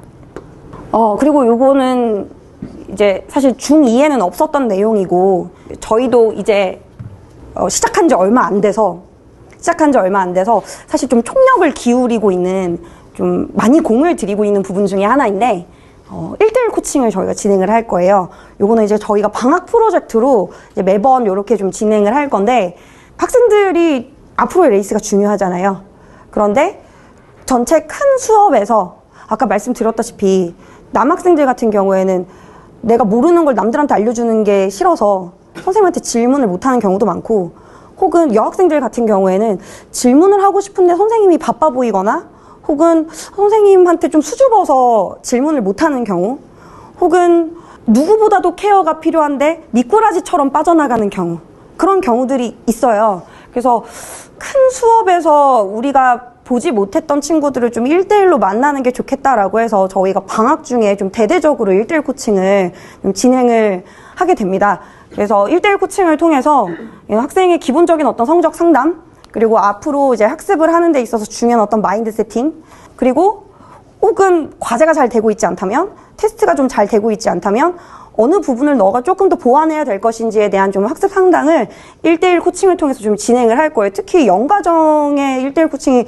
중요하다고 생각하는 이유는 학생들을 저희가 이제 처음 만나는 상황이기 때문에, 그래서 요 큰 다대일로 만나는 것보다 1대1로 만났을 때 생각보다 되게 조용해 보이던 친구들도 마음을 되게 잘 열어요. 그리고 우리 선생님들이 애들 입 열게 하는 데는 아주 귀신이거든요. 그래서 이제 학생들이 1대1 코칭을 통해서 조금씩 변화되는 그런 모습들을 저희가 지금 사실 재작년부터 1대1 코칭을 시작을 했는데 그런 부분들을 저희가 지금 보고 있기 때문에 이거를 계속 좀 전면적으로 확대해 나가고 있어요. 제가 예전에 이런 적이 한 번 있었거든요. H5 중학교. 네, H5 중학교 남학생이 하나 있었어요. 제가 항상 이 코칭 얘기할 때 얘기하는 친구 중에 하나인데 이 친구가 저랑 이제 내신도 같이 했었고 좀 친했어요. 근데 공부를 정말 안 했어요. 공부를 안 하고 이제 막 내신 기간 동안에 막 연애 이슈 터져가지고 막 여자친구한테 채여서 이렇게 멍하니 칠판을 바라본다든지 제가 그 여자애도 아는 애였거든요. 남자애도 잘생겼고 여자애도 되게 예뻐요. 근데 아무튼 이 남자애가 얘를 너무 좋아했던 거예요. 그래서 공부도 안 하고 그러던 친구가 하나 있었는데 이 친구랑 제가 한번 이제 그 예비고1쯤에 지금 요 시기에 1대1 코칭을 좀 진행을 했고 1대1 코칭 진행하면서 물론 저 때문에 바뀐 건 아니고 여러 가지 다른 상황들이 있었겠지만 이 친구가 제가 코칭을 지시해준 대로 그대로 수행을 한 거예요. 사실 그런 식으로 제가 매일매일 훈련을 하는 걸 좀 학생한테 좀 제안을 했고 그 제안한 대로 이 친구가 나중에 저한테 그 문제집을 갖고 와서는 선생님 저 이거 했어요 하고 갖고 온 거예요. 저는 그것만으로도 너무 신기했어요. 헉! 그런 애가 아니었거든요. 그런 애가 아니었어 정말. 근데 그걸 해온 거예요. 그리고 이제 3월에 다른 친구들보다도 어떤 다른 친구들보다도 제가 이 친구의 성적이 가장 궁금해서 물어봤는데 이 친구가 처음 저희가 모의고사 특강을 많이 실시해요. 처음 중3에 와서 모의고사 한번 풀었을 때 6등급이 나왔어요. 6등급이 나왔어요. 점수가 한 30점인가 40점인가 그랬을 거예요. 근데 충격적인 건 풀었는데 이제 30점, 40점이 나온 거예요. 이제 그랬는데 이 친구가 제가 물어봤어요. 너 이번에 몇 등급 나왔니? 제일 궁금했던 친구였거든요. 그래서 너 몇 등급 나왔니? 물어봤는데 저한테 거의 2등급이요 그러는 거예요. 뭐 2등급이면 2등급이지 거의 2등급은 뭐냐? 알고 보니까 한 문제만 맞으면 2등급인 3등급이었던 거예요. 근데 저는 사실 그것만으로도 굉장히 대견하다고 생각해요. 어떤 친구들한테는 3등급이 별거 아닐 수 있겠지만 이 친구는 스스로 이루어낸 3등급이잖아요. 그리고 최근에 9월 모의고사 봤는데 2등급 나왔대요. 확실하게 딱 2등급이 나왔대요. 그래서 이 친구가 계속 변화돼가는 모습, 근데 그런 친구들뿐만 아니라 지금 하고 있는 친구들 중에서도 되게 열심히 하는 친구들 혹은 변화되어가는 친구들 이런 친구들을 저희가 봤기 때문에 그래서 좀 1대1로 좀 만나보고 싶다. 그래서 이 학생들한테 아주 작은 도움이지만 그 작은 어떤 도움이 이 학생한테 나중에 어떻게 작용할지 모르기 때문에 그래서 1대1 코칭을 좀 전면적으로 진행을 하려고 하고요. 연가중 수강 기간 한 10주 동안 어머님들한테 학부모님들한테 이제 신청 링크를 보내드릴 거예요. 그러면 이제 그 원하는 시간을 1순위, 2순위로 선택을 하셔가지고 이제 코칭을 진행을 하게 될 겁니다. 그래서 코칭 진행하고 학습 상담 진행한 다음에 필요한 경우에는 학부모님이랑 추가적인 상담도 이루어지고 필요한 경우에는 학생과 추가적으로 어떤 과제를 부여를 한다든지 학생의 추가적인 팔로우업도 이루어집니다. 그래서 이때 1대1 코칭 내용이 일단 기본적으로 진단평가나 피드백을 좀 실시를 하고요. 상담 진행한 다음에 개별화된 학습 과제를 학생들한테 이제 제시를 해주는데 요거는 제가 거기 실지는 못했고 그 자료집에 실지는 못했고 학생들한테 좀 후기를 보내달라고 했더니 이제 몇 개의 후기들을 제가 조금 가지고 왔어요. 그래서 제가 그 중에서도 가장 감동적이었던 후기가 어머님이 보내주신 후기였어요. 어머님이 뭐라고 하셨냐면 너무 솔직하게 이렇게 말씀하셨어요. 사실 김영준이 클리닉이나 개별 관리가 전혀 안 된다고 학부모님들 사이에서는 소문이 나 있어서 기대가 없었는데 선생님을 잘 만났나 봅니다. 그런 얘기를 해주셔가지고 굉장히 좀 너무 감사했고 그래 이런 반응들을 보내주시기 때문에 우리가 조금 힘들지만 그래도 학생 개개인에게 조금 더 많이 닿을 수 있는 기회를 좀 만들어 보자 라고 해서 방학 때마다 이런 1대1 코칭을 좀 진행을 할 거예요. 자, 그리고 이제 논술의 경우, 아까 전에 이제 논서술형 평가가 중요하다고 말씀드렸죠. 그래서 논서술형 평가에 있어서 실제로 피드백을 할 수 있는 게 이제 독서 논술일 텐데, 독서 논술은 1대1 대면 첨삭을 진행을 합니다. 그런데 1대1 대면 첨삭의 경우에는 이제 모든 학생들한테 매번 하는 것이 아니라 매주 지면 첨삭에 대해서는 매주 이루어지지만 지면 첨삭에 대해서는 매주 이루어지지만 대면 첨삭의 경우에는 논술 점수가 좀 하위권인 친구들한테 저희가 좀 어머님들한테 전화를 드릴 거예요. 그래서 시간을 좀 학생이랑 맞춰가지고 대면 첨삭을 진행을 할 거고 1회 이상 진행이 될 겁니다. 그래서 첨삭을 받은 후에 다시 고쳐 쓰는 단계까지 완성을 해서 한 30분에서 40분 정도 대면 첨삭이 진행이 됩니다. 그래서 대체로 이제 평일 중에 진행이 될 가능성이 높아요. 주말엔 저희가 수업을 좀 하고 있기 때문에 평일 중에 학생이랑 좀 시간을 일시를 좀 잡아가지고 저희 독서논술 선생님이 대면 첨삭을 진행을 좀 해주실 거고요. 그 다음에 뒤로 넘어가 보시면 17페이지에 해당되는 내용입니다. 그 테스트 문제를 풀거나 혹은 학생이랑 그 1대1 코칭을 진행을 하다 보면 그 학생의 기본적인 취약점 같은 것들이 좀 보여요. 그러면 그 취약점들을 매주 클리닉을 통해서 보완을 할 수도 있지만 또 저희가 그 학생에게 꼭 필요한 어떤 특강들을 좀 제공을 하고 있어요. 특히 학생들이 문법을 좀 잘 못하거든요. 문법을 많이 어려워해요. 처음 보는 문법은 좀 많이 어렵고 아까 말씀드렸던 것처럼 뭐 문장 성분이라든지 문장 확대는 내신 문법, 중3 내신 문법의 끝판왕이라서 한 번 들어서는 사실 잘 이해가 안 될 수 있어요. 그래서 중3 내신 기출 플러스 고등 기출까지 해서 문제풀이를 통해서 그 내용을 확실하게 좀 내재화할 수 있도록 문법 특강을 좀 제공을 하고 있고요. 그 다음에 모의고사를 실제로 풀어보면은 우리 친구들이 이걸 제일 많이 어려워요. 사실 비문학을 제일 어려워합니다.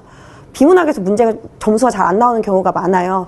그래서 비문학이 저희가 정규 수업으로 진행이 되고 있기는 하지만 조금 더 실전적으로 수업 때 진행되는 거는 아주 원론적으로 접근할 수 있는 가장 본질적인 독해법을 이야기를 한다면 여기서는 조금 더 기술적인 측면으로 학생들이 이런 지문을 읽을 때는 어떤 걸 봐야 하는지 이런 거를 조금 더 자세히 들여다볼 수 있도록 특강을 제공을 하고 있습니다. 그래서 비문학 좀 약한 친구들은 이 특강을 많이 이용하면 좋을 것 같아요. 그리고 이제 모의고사 특강도 있는데요. 모의고사 특강의 경우에는 1월 9일, 1월 16일 이렇게 두 타임에 걸쳐서 진행이 되고 이 두 타임에 걸쳐서 진행되는 게 하나의 강의이기 때문에 둘 중에 하나만 선택을 해주시면 돼요. 이건 이제 모의고사, 실제 고1 모의고사를 다 같이 모여가지고 80분 동안 문제 풀고 그 다음에 이제 1시간에서 1시간 반 정도 강의를 들은 다음에 선생님한테 해설 강의를 들은 다음에 이제 나중에 이제 성적표를 부여받는 식으로 특강이 좀 진행이 되거든요. 이거 좀 많이 보내주시면 좋겠어요. 모의고사는 어머님들이 이렇게 생각하실 수도 있어요. 지금 뭐 중3의 모의고사가 뭐가 필요해? 지금 당장 그게 그렇게 필요할까? 이거 그냥 학원에서 우리 애 겁주려고 이거 그냥 장사 속으로 하는 거 아닐까? 사실 이렇게도 생각하실 수 있다고 생각해요. 제가 그런 피드백을 들은 적도 있고요. 들은 적도 있는데 근데 저희가 이거를 왜 하는 거냐면 그러니까 결국은 우리 아이가 접해야 할 상황이잖아요.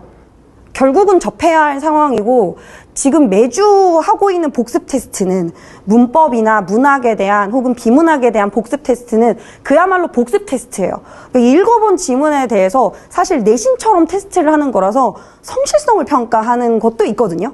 물론 그 과정도 저는 중요하고 그 과정에서 학생들의 어떤 그 실력이 향상되는 부분도 있다고는 생각합니다. 하지만 아이들이 진짜로 경험해야 되는 건 낯선 지문에 대한 해석 능력이고 낯선 지문에 대한 분석 능력이 요구되는데 지금 현재 자기가 어떤 상황에 있는지는 좀 알아야 된다고 생각해요. 그래서 지금 현재 어떤 상황이 있는지를 좀 알고 그리고 개별적으로 따로 공부를 진행하고 싶다면 어떤 식으로 공부를 해야 될지도 사실 이게 있어야지만 할 수 있어요. 저희한테 어머님들이 많이 물어보세요. 여름방학 때 비문학 문제집 뭐 풀리는 게 좋을까요? 문학 문제집 뭐 하는 게 좋을까요? 우리 애는 이걸 해야 될까요? 지금 테스트가 이렇게 나왔는데 이 정도는 괜찮을까요? 근데 사실 복습 테스트로도 일단 평가할 수 있는 부분은 있지만 더 정확하게 평가할 수 있는 건 모의고사 문제풀이 혹은 1대1 코칭에서 저희가 학생들한테 진행하는 진단평가일 거예요. 그래서 이 상황에 지금 학생들이 좀 많이 노출이 되면 노출이 될수록 실제로 조금씩 향상을 보이는 게 죄송합니다. 너무 잘하는 애를 가지고 왔죠. 근데 사실 3등급에서 1등급 올리는 거 생각보다 쉽지 않아요. 근데 이 친구가 이제 연가정부터 시작해서 12월 말부터 시작해서 지금 이제 11월, 12월까지 저희랑 같이 수업을 하고 있는데 저희가 모의고사 특강을 굉장히 많이 실시하거든요. 특강으로도 실시하고 아니면 학생들한테 아예 그냥 필수적인 과제로 주기도 하고요. 그래서 요거를 실시를 했는데 여기 보시면 나중에 이제 어머님들이 성적표 보실 때 이렇게 생각하시면 되는데 표준 점수가 있죠. 원점수가 있고 표준 점수가 있어요. 혹시 둘째 아이 키우신 어머님 계신가요? 둘째 아이 키우신 어머님은 아마 아실 거예요. 표준 점수가 높다는 건 무슨 얘기냐면 그 시험의 난이도가 높다는 뜻이에요. 그 시험의 난이도가 높다는 뜻이에요. 그래서 이제 요 시험이 그러면 위에가 더 높을까요? 아래가 더 높을까요? 아래가 더 높겠죠. 아래가 더 어려운 시험이었다는 뜻이에요. 근데 이 친구는 어려운 시험인데 1등급을 받은 거예요. 이 친구가 실제로 나름대로 열심히 노력한 것도 있지만 저희 되게 신경을 많이 써줬어요. 네, 중학생이에요. 중3이에요, 중3. 중3 처음부터 시작해서 지금 예비고1까지 하고 있는 친구예요. 그래서 요런 점수를 이제 학생이 물론 열심히 노력을 했고요. 열심히 노력했고, 그리고 모의고사 특강에 대한 어떤 학생 본인의 열의도 있었고, 그리고 저희도 되게 신경을 많이 써줬고, 코칭도 좀 많이 진행을 했던 친구예요. 그래서 저는 그렇게 생각해요. 일단은 뭐 무작정 많이 푼다고 해서 중요한 건 아니지만 어쨌든 기본적인 노출의 절대량은 필요하다고 생각합니다. 그래서 아마 이거 영과정 모의고사 처음 특강 보내보시면은 학생도 그렇고 어머님도 그렇고 충격을 많이 받아요. 근데 그거는 약간의 충격 요법이 좀 필요하긴 해요. 아, 지금 이 상황이 그렇구나. 그리고 저희가 학생들한테도 이렇게 얘기를 해요. 점수 안 나온 거에 대해서 혼내지 않아요. 6등급밖에 안 나오고 이게 아니고요. 그게 아니고 네, 중3부터 시작합니다. 근데 사실 이거 처음 풀어봤는데 점수가 안 나오는 건 너무 당연하잖아요. 그래서 학생들한테 지금 현재 이 점수가 중요한 게 아니라 앞으로 우리가 만들어갈 점수가 중요해. 근데 너희가 지금 이걸 문제를 풀어보지 않았으면 앞으로 어떻게 해야 될지 어떻게 알았겠어. 그러니까 이제 앞으로 우리가 좀 잘 만들어 가보자 라는 어떤 동기부여의 차원에서 모의고사 특강을 실시하는 거지 애들 겁주려고 실시하는 게 아니에요. 그래서 이게 되게 중요한 작업이라고 생각이 됩니다. 모의고사 보면 네네. 달라요. 내신 잘 나와도 점수가 잘 안 나오는 경우가 많아요. 네네. 별로지만 잘 나오고 그런 경우도 있어요. 근데 그런 경우는 좀 드물긴 해요. 네, 잘하는 애가 잘하는 경우도 사실은 좀 드물어요. 생각보다 드물어요. 그러니까 이게 왜 그러냐면 이게 아이들이 지금까지 겪어왔던 시험이랑 다른 장르의 시험이잖아요. 그 전의 시험은 내가 확실하게 알고 있고 여러 번 읽어봤고 뭘 물어봐도 툭 찌르면 바로 튀어나오는 그런 시험들을 봐왔기 때문에 그런 시험에 익숙한 친구들은 약간 특히 여학생들이 좀 간이 좀 작은 여학생들이 이걸 가슴이 두근거려서 읽지를 못해요. 왜냐하면 내가 이 시험을 가지고 문제를 풀었어? 그러면 성적이 나올 거야? 엄마가 이것도 보겠지? 선생님도 나를 이거 평가하겠지? 그러면 그게 두근거려서 아예 눈에 안 들어오는 친구들도 되게 많아요. 그래서 그런 두려움을 좀 극복하기 위해서라도 좀 여러 번의 노출이 필요하고, 그런데 이제 무작정 많이 노출하는 게 중요한 게 아니라 요 노출에 대해서 얘를 이끌고 가는 선생님이 어떻게 얘기해 주느냐, 그것도 되게 중요하죠. 고등학교 1학년 시험입니다. 네, 말씀하세요, 어머님. 네, 고1 시험이고요. 이제 그 모의고사 체제에 대해서 말씀을 드리면 고1, 고2, 고3이 1년에 고1, 고2만 말씀드릴게요. 고1, 고2의 경우에는 1년에 4번 정도의 전국 단위의 연합 모의고사를 봐요. 그러니까 연합 학력평가라고 해서 각 교육청에서 실시하는 4번의 모의고사가 있어요. 처음엔 서울, 그 다음에 경기, 그 다음에 인천, 그 다음에 부산, 이런 식으로 4번의 모의고사를 실시를 하는데, 그 중에 3월 모의고사가 서울에서 실시하는 서울교육청에서 주관하는 첫 번째 모의고사이기 때문에 이 모의고사에 대해서 선생님들이나 학부모님들이나 학생들이 부여하는 그 어떤 의미가 굉장히 커요. 왜냐하면 3월 첫 시험으로 선생님도 어떻게 보면 이 학생에 대한 어떤 첫인상이 결정되는 거고, 학생 자신도 자기의 어떤 그 자기 효능감 같은 거, 내가 어쨌든 예비 고1에 열심히 했는데 그 예비 고1에서 내가 열심히 한 게 어느 정도까지 드러나는가에 대한 어떤 자기 효능감, 그리고 우리 어머님들도 보시고 우리 애가 이 정도구나 라고 좀 판단할 수 있는 그 정도의 어떤 지표이기 때문에, 그래서 사실 고1 3월 시험이 되게 중요해요. 중요하지만 또 중요하지 않기도 합니다. 중요하지만 그게 수능 시험 점수는 아니잖아요. 그쵸? 그래서 저도 항상 이야기해요. 지금 네 점수는 수능 점수 아니야. 지금 네 점수가 수능 점수라고 생각하면 너무 끔찍하지? 진짜 안 되겠지? 근데 우리 앞으로 나갈 날들이 더 많잖아. 그런 이야기들을 학생들한테 해주고, 그리고 실제로 선배들 이야기들을 해줘요. 여러 번 경험했고, 그리고 선생님이 이끌어가는 대로 이렇게 했던 선배들이 이 정도의 등급의 향상이 있었고, 이런 결과들을 봤어. 그럼 애들이 진짜 좀 힘을 내기 시작해요. 정말 나도 해볼 수 있겠구나. 물론 그 효과는 보통 한 달 이상 가지는 않습니다. 네. 한 달 이상 가지는 않습니다. 이렇게 했다가 저렇게 했다가 하는 게 애들이니까요.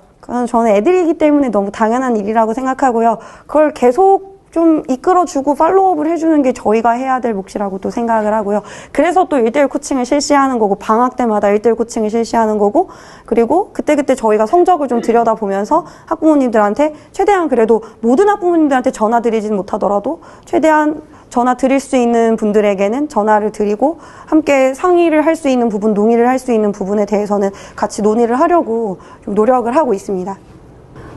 그리고 요 비문학 특강. 비문학 특강도 마찬가지로 2개의 특강 중에서 둘 중에 하나만 골라서 선택을 해주시면 되겠고요.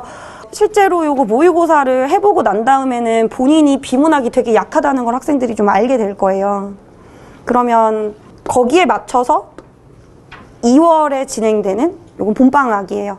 모의고사는 겨울방학에 진행되고요. 그 다음에 비문학은 봄방학에 진행되는데 거기에 맞춰서 좀 후속 보완책으로 요 비문학 특강을 좀 같이 보내주시면은 학생들이 겨울방학, 봄방학을 조금 더 앞서가는 어떤 그 전략으로 좀 채워나갈 수 있지 않을까 생각합니다. 사실 좀 길게 이미 말씀을 좀 드렸기 때문에 실제를 다 하나씩 보여드리는 건 좀 간단하게 말씀을 드릴게요. 비문학 수업에 있어서 제일 중요한 목표는 2가지입니다. 형식적 독해와 내용적 독해.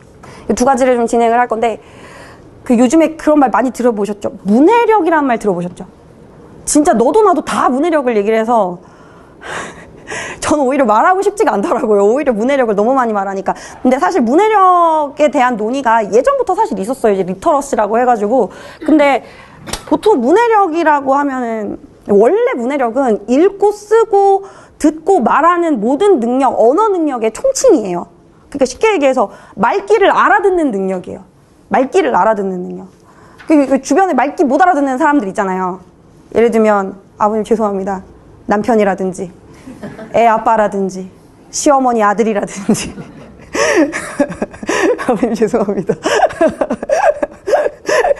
뭐 이게 좀 그런 있잖아요. 그게 사실 결국 다 문해력인데, 지금 이제 문해력의 논의에서 가장 많이 거론되는 건 읽기 능력인 것 같아요. 저는 사실 그래서 문해력이라는 말보다는 독해력이라는 말이 더 정확하다고 생각을 하고요. 근데 이제 독해력에 있어서 중요한 건, 보통 독해력이라고 하면 읽는 능력이라고 생각하는데 사실 더 중요한 건 생각하는 능력이에요. 읽고 생각하는 능력.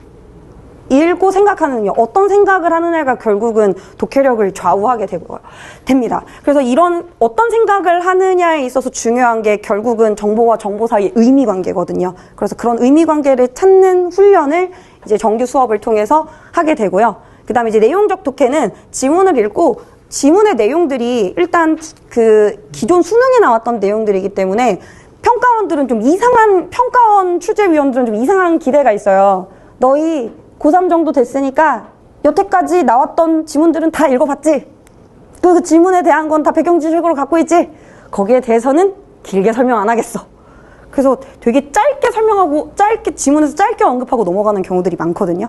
그래서 고3 지문들 중에 이제 예전 지문들의 내용 나온 아주 기본적인 배경 지식들을 배경 지식으로 좀 축적하면서 가는 것이 2가지 목표입니다.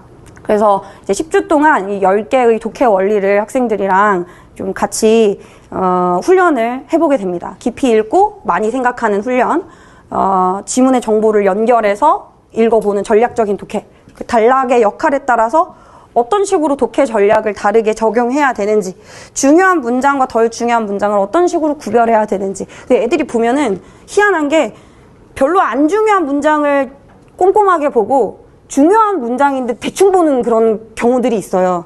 근데 그거를 이제 알아볼 수 있는 훈련들을 선생님이 수업 때 녹여서 말씀을 좀 해주실 거고요.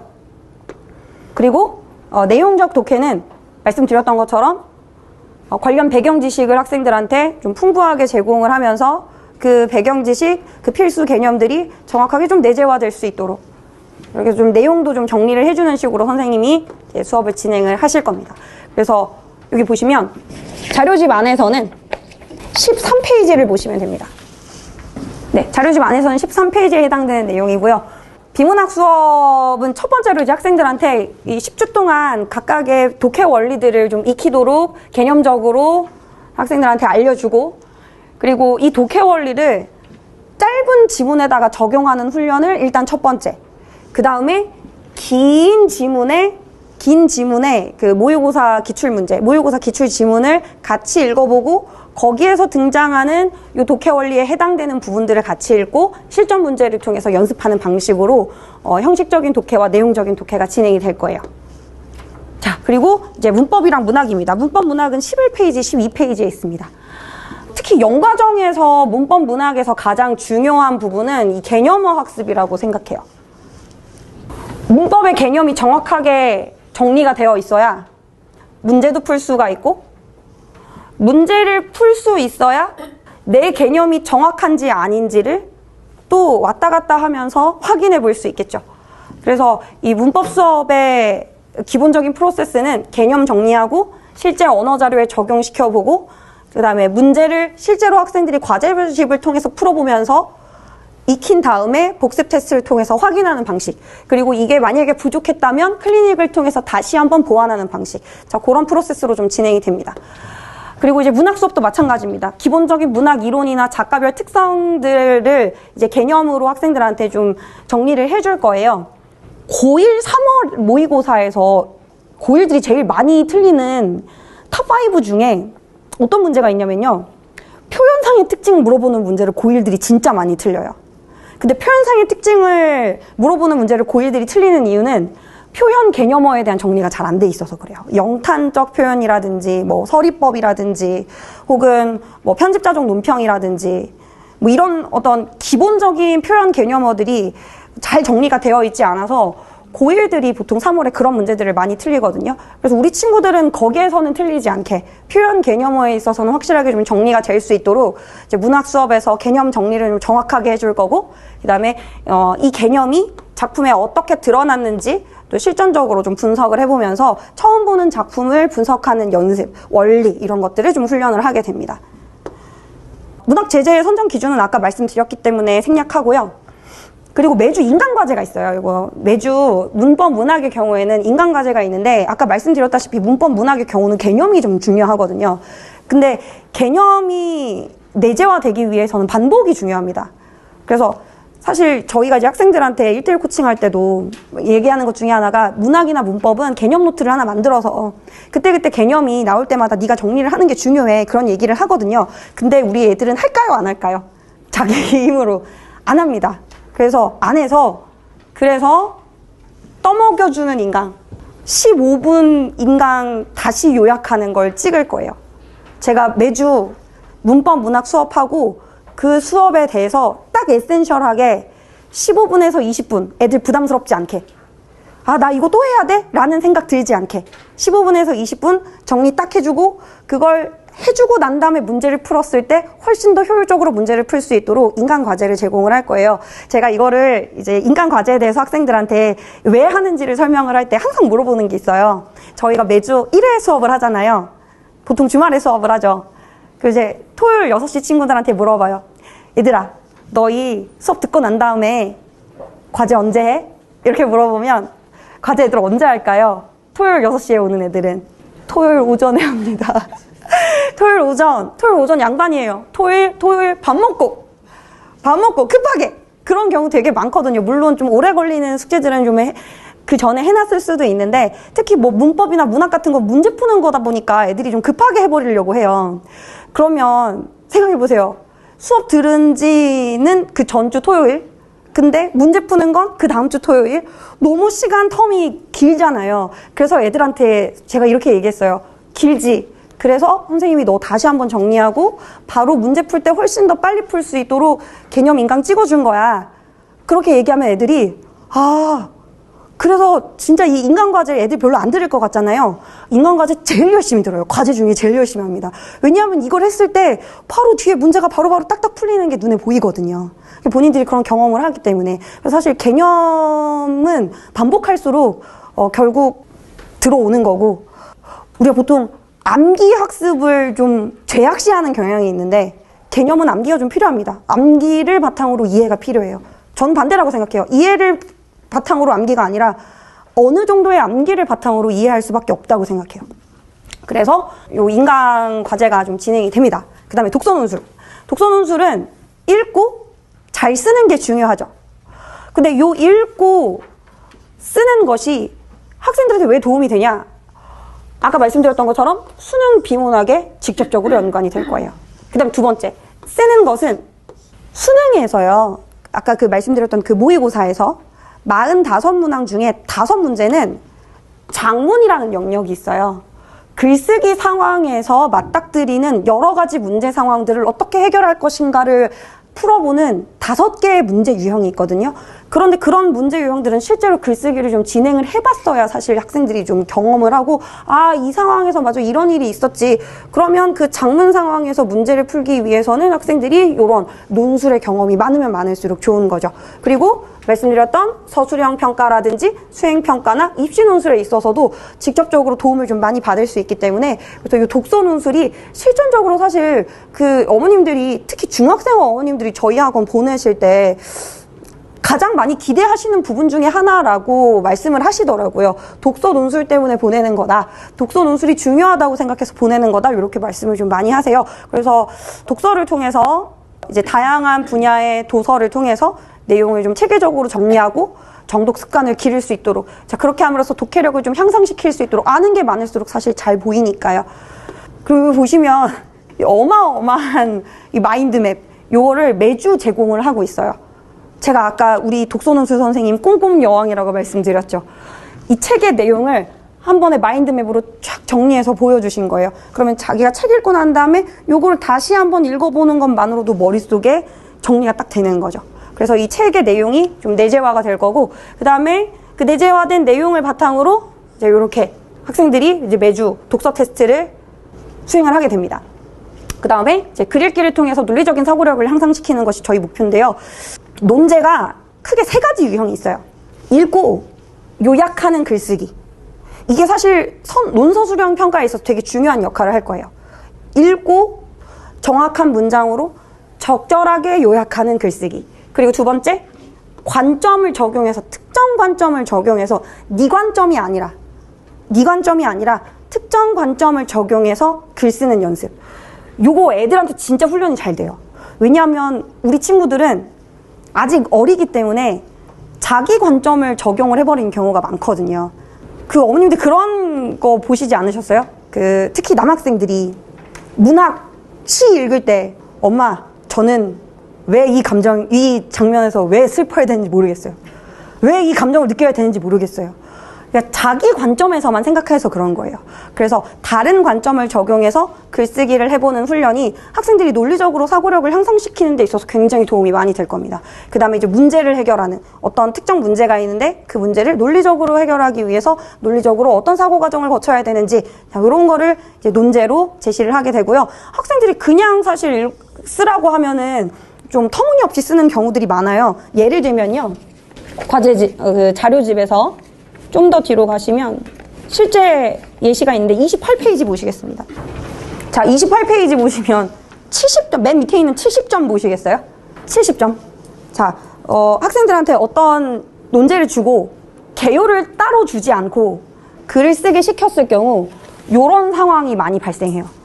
혹은 개요를 줬는데도 그냥 개요에 맞게 쓰지 않고 자기가 쓰고 싶은 대로 쓰는 경우들이 있거든요. 밑줄 친 것만 한번 보시겠어요?